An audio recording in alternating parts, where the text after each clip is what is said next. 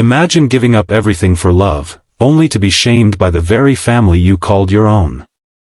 But when her billionaire father found out what they did, his revenge didn't just destroy reputations, it rewrote destiny. Stick till the end, and don't forget to like this video and subscribe, because what happens next will leave you speechless. Rain lashed against the marble driveway of the Khan's mansion, washing the night in silver streaks. Inside, chandeliers glittered and laughter echoed, the celebration of Aisha and Saad's first wedding anniversary. The guests sparkled in gold and silk, and yet, at the center of it all, Aisha stood small and silent, the shimmer of her dress doing little to hide the storm in her heart. She had married Saad against her father's wishes. Malik Raza, one of the most powerful business magnates in the country, had begged her to reconsider. "Love is beautiful, Aisha," he had said softly, "but respect is what keeps you alive in marriage." She hadn't listened. She had chosen Saad, the charming young man from a middle-class background who had promised her forever. She had given up her father's empire, her inheritance, and his trust, all for the man she thought loved her purely. But love, Aisha was learning, was often a lie wrapped in pretty words. In the first few months, Saad's affection had faded into silence. His family, once sweet and welcoming, had turned cruel. His mother, Razia, mocked her for her soft hands, her designer upbringing, her city manners. His sister, Sana, spread rumors that Aisha thought she was too high class to wash dishes or cook for the family. Saad never defended her. He only said, "You're too sensitive, Aisha. They're just joking." That night, at the anniversary dinner, the jokes became knives. Razia clinked her spoon against a glass. "Everyone," she called out. "Let's all thank our dear Aisha for the lovely dinner." Oh wait, did she even make any of it? Or did she just order from a five-star hotel like her father would? Laughter erupted. Saad chuckled weakly. Aisha's cheeks burned. She tried to smile, but her voice trembled. "I cooked with Sana," she said quietly. "Oh really?" Razia tilted her head, smirking. "Then tell us, what spice did you add to the biryani?" The room went silent. Aisha froze. She had followed Sana's instructions but hadn't known the spice names in Urdu. She stammered. I don't remember the name." Gasps and chuckles spread through the crowd. Sana whispered loudly, "See? She doesn't even know what's in her own kitchen." It was meant to be funny. But Razia took it further. "You've brought shame to this family, girl. A daughter-in-law who can't cook, can't serve, can't obey. You think you're still your billionaire father's princess?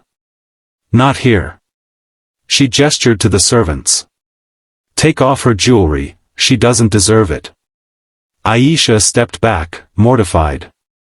"Please, Amma, not here, people are watching."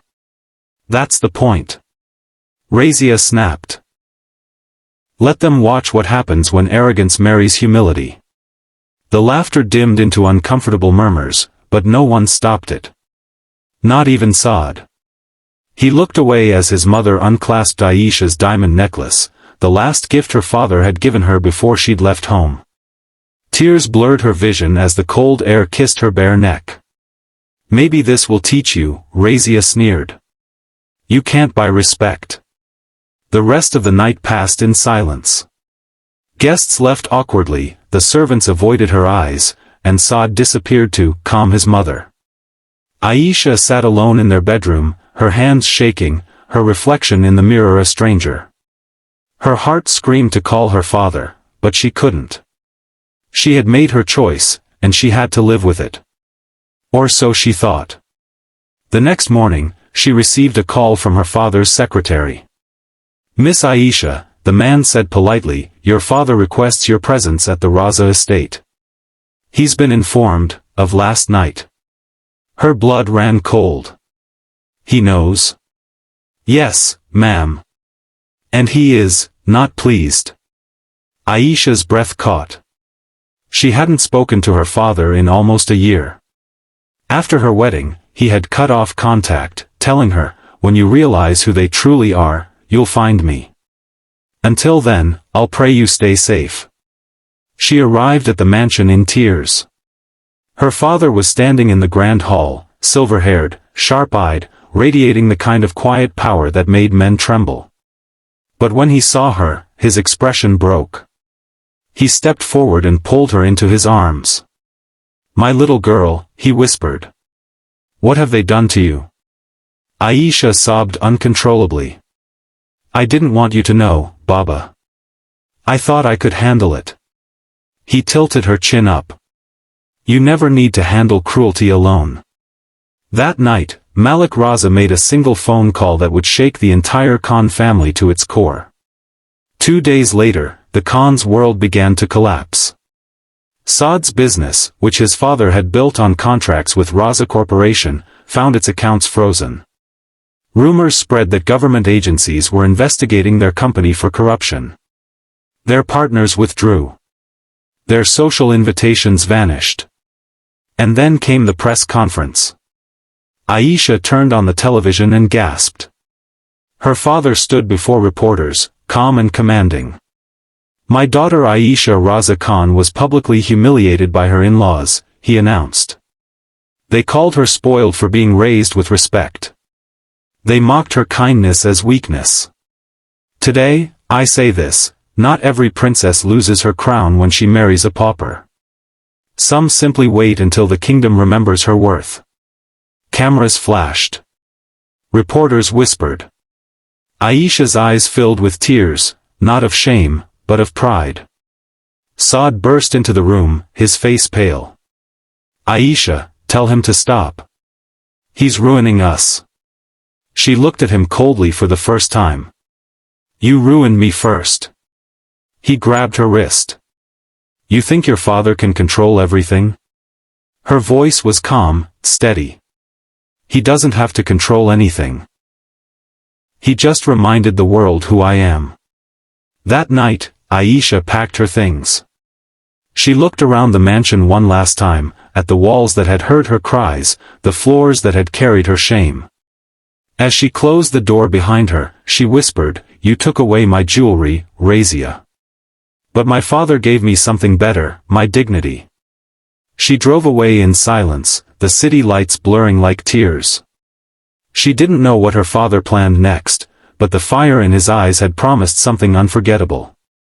And deep down, Aisha knew, the reckoning had only just begun. Within a week, the Khan's empire crumbled. Malik Raza didn't need violence, he used truth. He released proof of their fraud, bribery, and exploitation.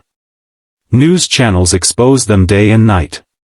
Their luxury cars were seized, their mansion auctioned, their names dragged through the same mud they'd thrown at Aisha. Razia, once proud and cruel, wept before reporters. "We made a mistake," she sobbed. But the world had stopped listening.